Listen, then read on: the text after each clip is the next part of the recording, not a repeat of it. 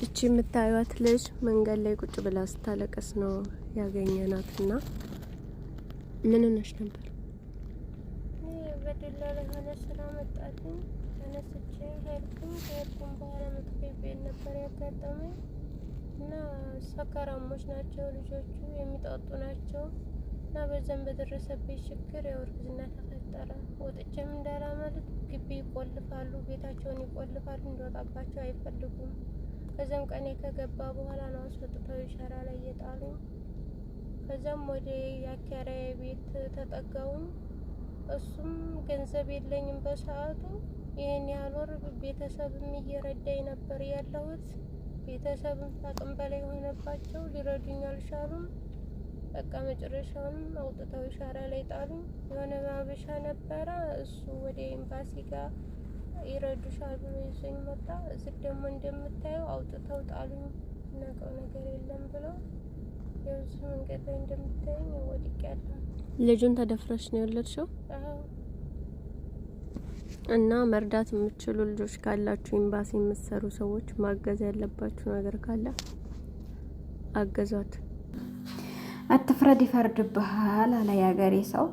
እንግዲህ ብዙዎቻችሁ ይሄንን ቪዲዮ አይታችሁታል ብዬ አስባለሁ። ቲክቶክ ያላችሁ ታዩታላችሁ። ብዙ ሰው እያዘዋወረው ሼር እያደረገው ነበርና በጣም ነው የተገረምኩት። በጣም ነው የማዳም ቅመሞች የታዘብኳችሁ። አሰላሙ አለይኩም ወራህመቱላሂ ወበረካቱ። ውድና የተከበራችሁ የተወደዳችሁ ውድ ቻናሌ ቤተሰቦች እንዴት ናችሁ? ደህና ናችሁ ወይ? ሰላም ናችሁ? እኔ ጋር ሁሉ ሰላም፣ ሁሉ መልካም ነው። እናንተም ጋር ሰላም እንደሚሆን ሙሉ ተስፋ አለኝ። እንግዲህ ለቤት አዲስ የሆናችሁ ሰብስክራይብ፣ ላይክ፣ ሼር ማድረጋችሁን አትርሱ። የደውል ምልክቱን ተጫኑት የሁል ጊዜ ቪዲዮ እንዲደርሳችሁ። እንግዲህ እቺ በቪዲዮ ላይ የምትመለከቷት እህታችን እንደ ማንኛውም ሰው ሰርቼ ቤተሰቦቼን ለወጣለሁ ብላ ነበረ ከሀገር የወጣችው።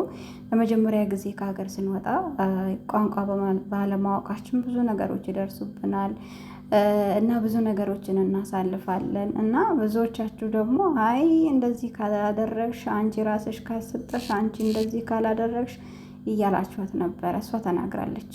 ግቢ ይዘጋብኛል፣ ቤት ይዘጋል፣ ሰዎቹ ይሰክራሉ፣ ይጠጣሉ እና በአጋጣሚ ተደፈርኩኝ።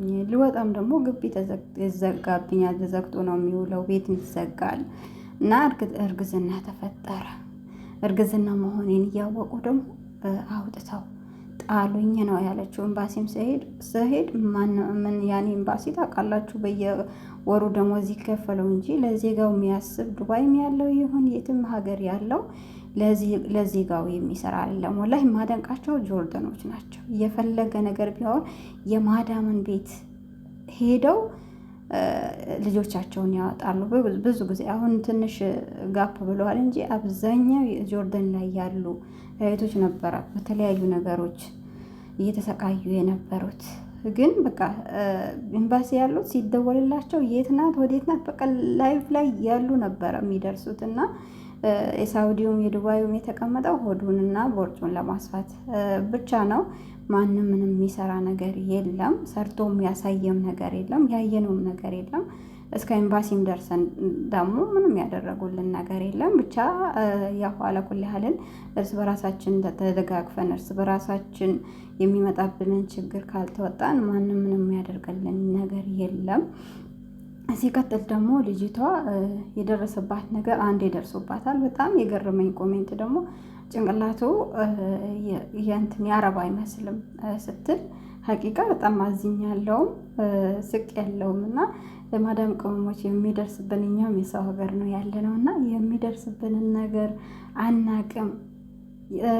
ማን በቃ ካላህ ውጭ ማንም በምንተማመን ነገር የለም። በእርግጥ አዎ አንዳንዶች አሉ ባለጌዎች እኛን የሚያሰድቡ የማዳም ቅመሞች፣ በጣም ጀግና የማዳም ቅመሞች አለን። ማንም አይነካን፣ ራሳችንን እናስከብር፣ እነሱን አክብረውን የምንኖር ብዙዎች አለን። ግን አንዳንዶች ሀቂቃ እውነት ለመናገር ለመጀመሪያ ስትሆኑ ብዙ ነገሮችን ቋንቋ ባለማወቅ ራሱ ብዙ ነገሮች ይደርሱብናል። ልጆች ሲመቱን፣ እነሱ ሲቆጡን፣ እንደፈለጉ ሲያሰሩን እኔ በብዛት ወላሂ ለመጀመሪያ ጊዜ ስራ በዛብኝ ነበር።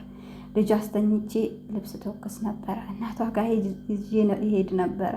ምንም እንቅልፍ አልነበረብኝ። በእንቅልፍ ምክንያት ታምሜ አብዛኛው ጊዜ ራሴን ስቼ እንትንን ነበርና ያኔ አለመናገር መናገር ስለማትችሉ እንደዚህ ያስተካክሉልኝ ለማለት ራሱ በጣም ይከብዳል። አዲስ ስንሆንና አትፍረዱባት። ያው አንድ የመጣውን ነገር ደግሞ ምንም ማድረግ አይቻልም። እሷና ፈጣሪዋ ብቻ ነው የምታውቀውና በቻለን መጠን ደግሞ ያው እንርዳትና ሀገራን ትግባ። ልጅ ነው። ልጇን ጥላ ምንም ማድረግ አትችልም። የሆነ ጊዜ ታስታውሰው ከሆነ ማለት ነው ፋፊ የምትባል ልጅ አለች። አሁንም ቲክቶክ ላይ ያለች ልብስ ትነግዳለች። ነጋዴን በፊትም ነበረች እና አጋጣሚ በሶስታቸውም በልጃቸው በባሏ በእሷ የመኪና አደጋ ደርሶባቸው ብዙ ታክሞ ያው እሱ ተይዞ እስር ቤት ገብቶ ያኔ ኢትዮጵያ ገብቶ ተመልሶ ወደ ሳውዲ ገብተዋል። አሁን ወልደውም ማሻላ ልጃቸውን እያሳደጉ ነው። ግን ልጃቸውን ወላሂ ታማ መታከሚያ ሰው ሰብስቦላት አላሳክምም ብላ እንደ እብድ አድርጓት እናት አውጥታ ጥላለች። ግን አንዳንዶች በቃ እንደዚህም እንኳን በሌላም ሰው ቢመጣ ልጃቸው ስለሆነ አምጠው ስለወለዱት በጣም ያሳዝናችኋል። እና ብዙ ነገር እየተናገራችሁ ነበር። ከቻላችሁ እርዷት፣ ካልቻላችሁ ደግሞ ዝም ማለትን ምረጡ። ከእንደዚህ ነገር ደግሞ አላህ ይጠብቀን። የወጣንበት ሀገራችንን በሰላም ይመልሰን፣ ከመጥፎ ነገር ይጠብቀን። ሀቂቃ ተከባብረን ሰዎቹንም አክብረን እኛንም አክብረውን። በተለይ አረቦች አንዴ ከወደዱን ማሻአላህ ወላሂ ዙር ብለው ራሱ አያዩንም እና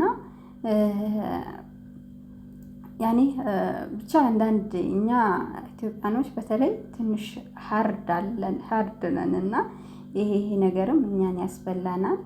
ያው እስኪያልፍ ያለፋል ብለን አንገታችንን ደፍተን እነሱ ቤት እስካለን ድረስ የመጣብንን ደግሞ እንደምንም ብለን መጥፎ ነገር የሚገጥመን ነገር ከሆነ ያን ቤት ጥለን መውጣት።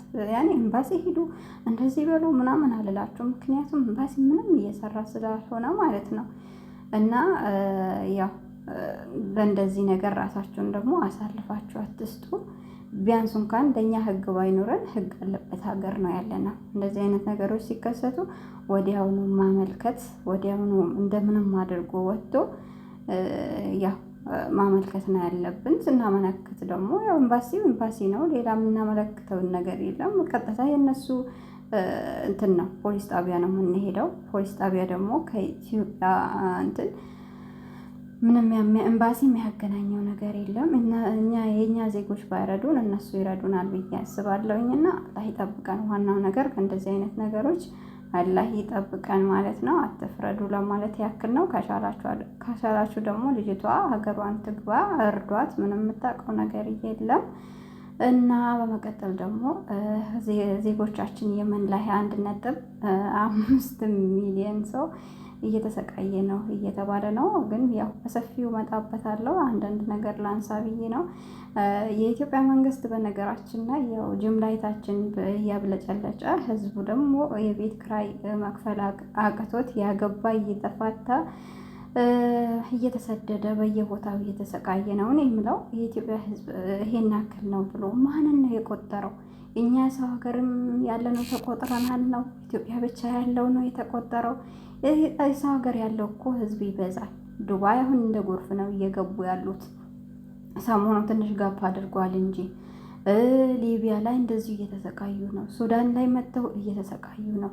የመን ላይ መጥተው እየተሰቃዩ ነው። አረ ወገን ወላሂ እንተሳሰብ እንጂ እንደ መንግስት መጀመሪያ ማድረግ ይሄንን መንገድ አንጥፈን አንተኛበት። ይሄንን መንገድ ሰርቻለሁ ብሎ ጅምላ እንትን አብለጭልጮ ሰውን እየሸወደ ይገረማለሁኝ እኮ ሀቂቃ ማለት ነው።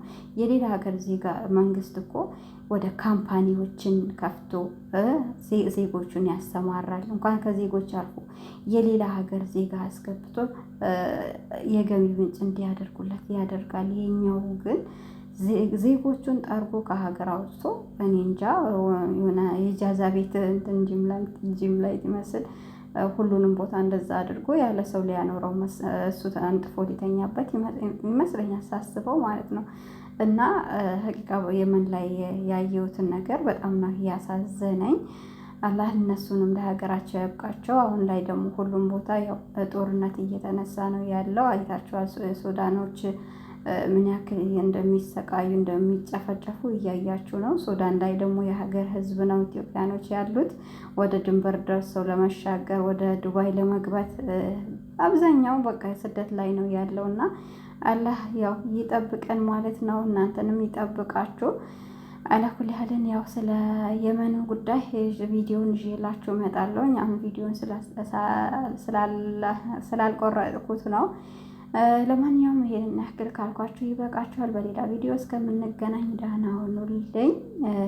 አላህ ሁላችንም ይጠብቀን፣ ሰርተን ተለውጠን ይዘን የምንገባ ያድርገን። ያው በዚህ አጋጣሚ ሰፈራችንን እናስጎበኛችሁ አላህን ያላችሁ ታውቁታላችሁ ብዬ አስባለሁኝ። አየሩ ደግሞ አሁን ላይ በጣም ደስ ይላል። ለጉብኝት የምትመጡ ካላችሁ ደግሞ እናስጎበኛችኋለን ማለት ነው። አየሩ ግን አሁን አሪፍ ነው እና ያው ይሄንን ይመስላል ሰፈራችን። አልአይን ከተማ ግን በነገራችን ላይ እንደሌላ እንደ አቻርጃ እንደ አጅማን አይደለም። ሙቀት ብዙም የለም።